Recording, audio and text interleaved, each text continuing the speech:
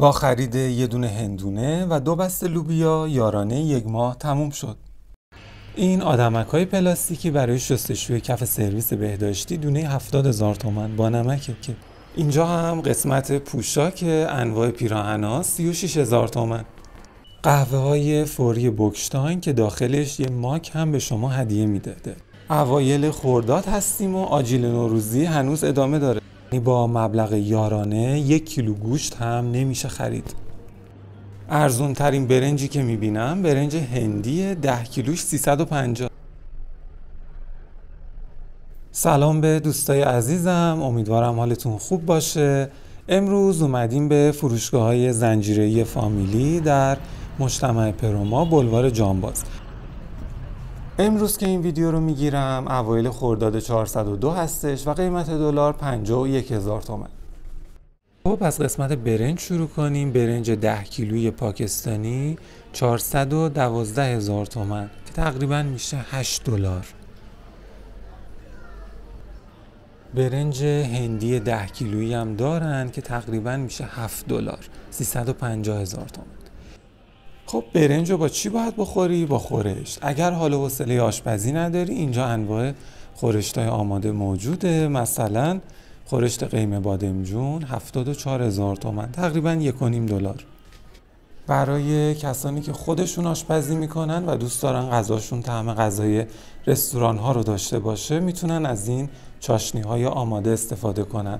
مثلا برای چاشنی خورشت قیمه حدود 40,000 تومان، کمتر از 1 دلار. اینجا هم انواع روغن ها رو دارن. مثلا روغن ذرت آفتابگردان 160,000 تومان، بیشتر از 3 دلار. اگر هم که روغن سبک حلبی دوست دارین، روغن قنچه 4 کیلویی حلبش 282,000 تومان، تقریبا 5.5 دلار. خب بریم سراغ قسمت رب خوشبخت 45,000 تومان. اگر هم که مدل ارزون تر بخواین از برند محفل، یه قوطیش 38,000 تومان که کمتر از 1 دلار. اگر که بعد از خوردن غذا عادت داری چیز شیرین بخوری، انواع بیسکویت، مثلا بیسکویت کوبیست حدود 30,000 تومان، تقریبا نیم دلار.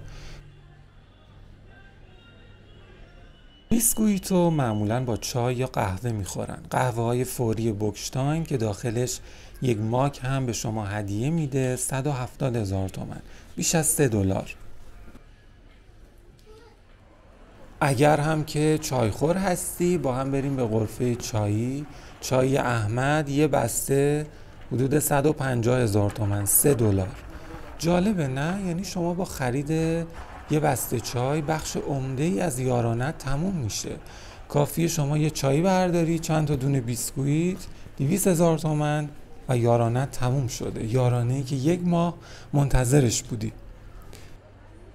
اگر هم که مدل چای دیگه ای دوست داری، مثلا چای شهرزاد که گرونتره 180,000 تومان، بخش عمده‌ای از یارانت با چایی تموم میشه. چای رو با چی میخوری؟ با شکلات. انواع شکلات از کیلویی 100,000 تومان شروع میشه به بالا. مثلا این شکلات های مینی کیلویی 174,000 تومان، یعنی بیش از 3 دلار. بریم سراغ این دنت های خوشمزه که قیمتشون از 15,000 تومان شروع میشه به بالا.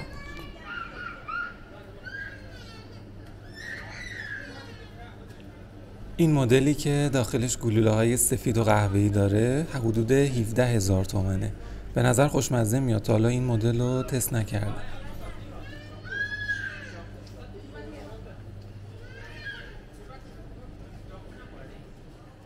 همچنان که در قسمت شیرینیجات هستیم، این شکلات های صبحانه از مارک باراکا 86,000 تومان، تقریبا 1.5 دلار. و یا عسل، 1 شیشه عسل تقریبا 95,000 تومان، یعنی 2 دلار. اگه به این سبک ویدیو علاقه داری و هنوز سابسکرایب نکردی، دکمه سابسکرایب رو بزن و زنگوله کنارش هم روشن بکن تا ویدیوهای بعدی رو از دست ندی. چیزی که اونجا توجهمو جلب کرده آجیل نوروزی هستش. اوایل خرداد هستیم و آجیل نوروزی هنوز ادامه داره. 2 مدل آجیل موجود هست که مدل ارزون و معمولیش کیلویی 300,000 تومان، یعنی تقریباً $6.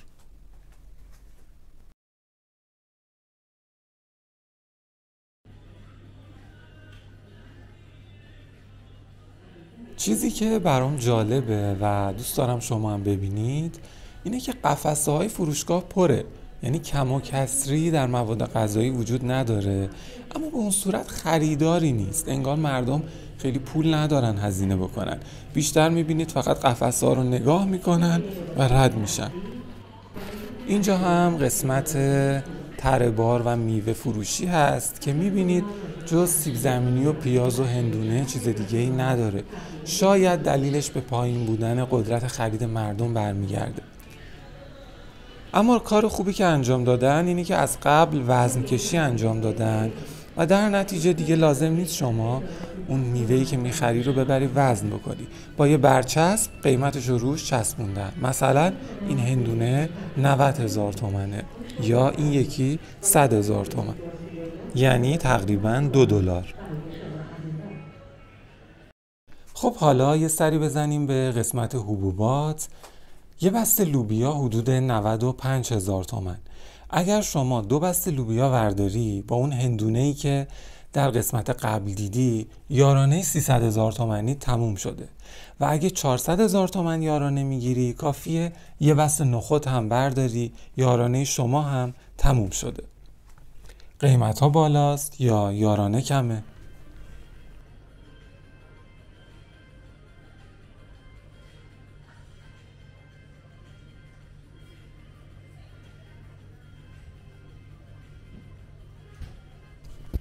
خب من در قسمت غرفه گوشت میبینم نوشته گوشت گوساله خورشتی کیلویی 340,000 تومان، یعنی تقریباً $7. شما اگر یارانه 300,000 تومانی هم بگیری، باز هم برای خرید 1 کیلو گوشت کافی نیست.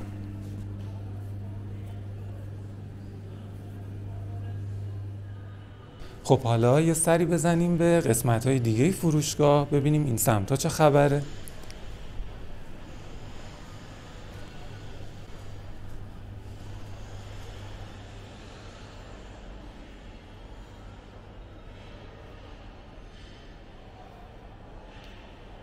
مثلا این آدمک‌های پلاستیکی برای شستشوی کف سرویس بهداشتی دونه 70,000 تومنه با نمکه، یعنی تقریباً $1.5. حالا یه سری بریم به قسمت پوشاک، ببینیم این ور چه خبره.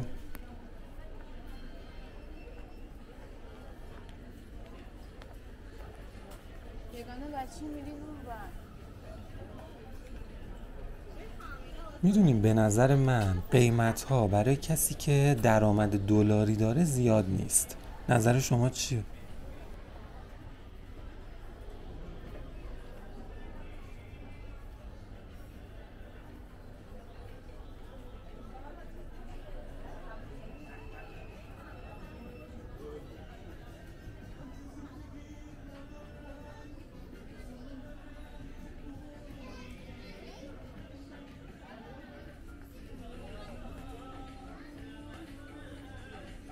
این پیراهن‌های مردونه دونه 44,000 تومان، یعنی کمتر از $1. البته اون سمت ارزونترش هم هست.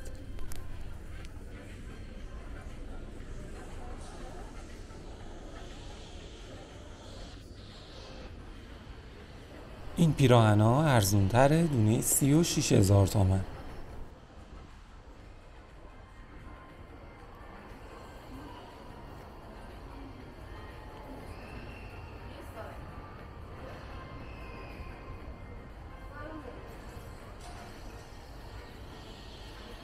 حالا من توی ویدیوی جداگانه دوباره میام و از قسمت پوشاک و لوازم منزلش یه ویدیوی کامل ضبط میکنم.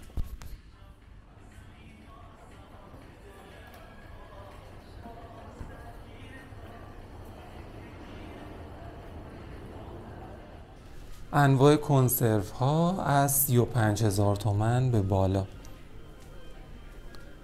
و همینطور کمپوت، انواع کمپوت تقریبا از 22,000 تومان به بالا، تقریبا یک کمپوت $0.50.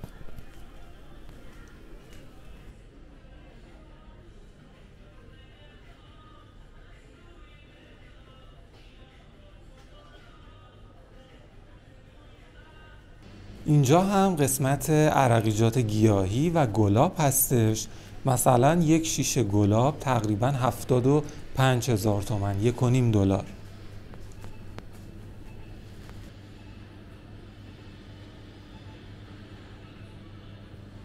و این آب میوه های خوشمزه تقریبا 80,000 تومان، $1.5.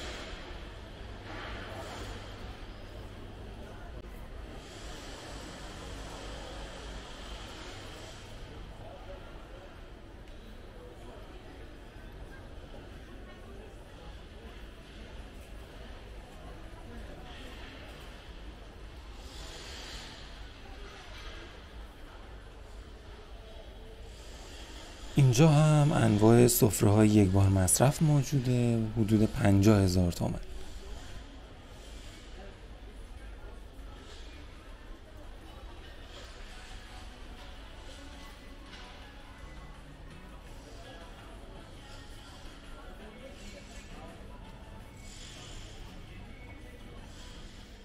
اینجا هم دستمال توالت 4 تایی، هر بستش حدود 40,000 تومان، یعنی 4 تا دستمال توالت کمتر از $1.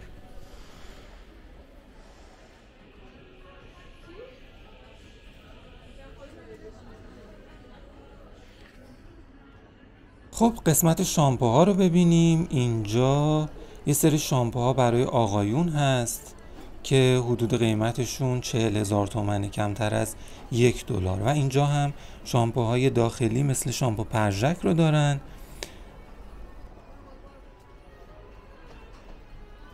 انواع شامپوهای مای حدود 45,000 تومان، تقریبا $0.50.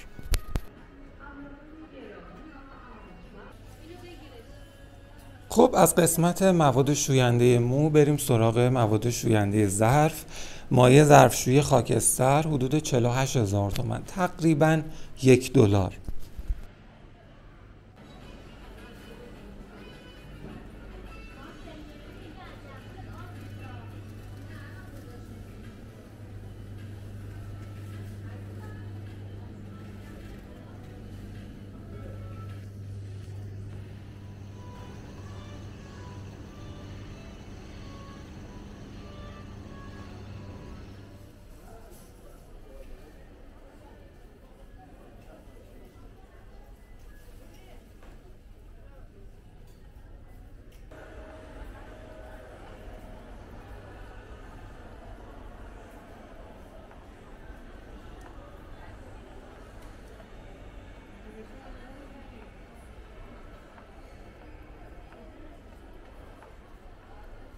خب حالا یه سر بریم طبقه های بالا ببینیم اونور چه خبره.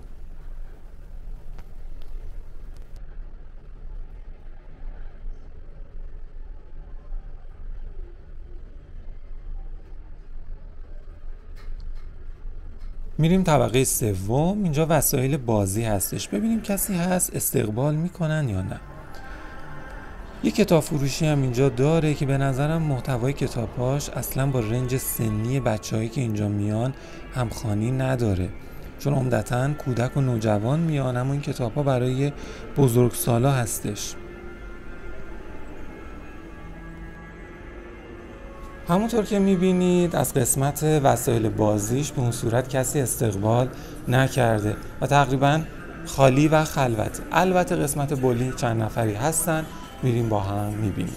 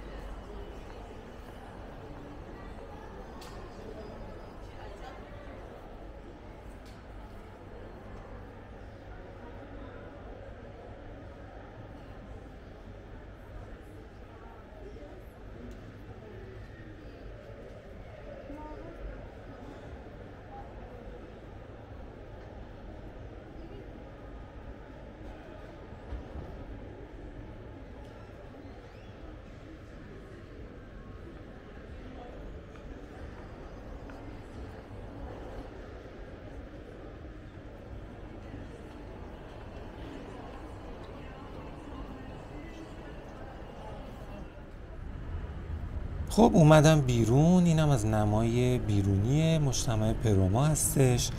راستی تا یادم نرفته معنی پروما رو میدونید یعنی چی؟ پروما یعنی پروژه رفاهی و ملی ایران. این کلمه‌ای که گفتم رو اگه حروف اولش رو به هم بچسبونید میشه پروما.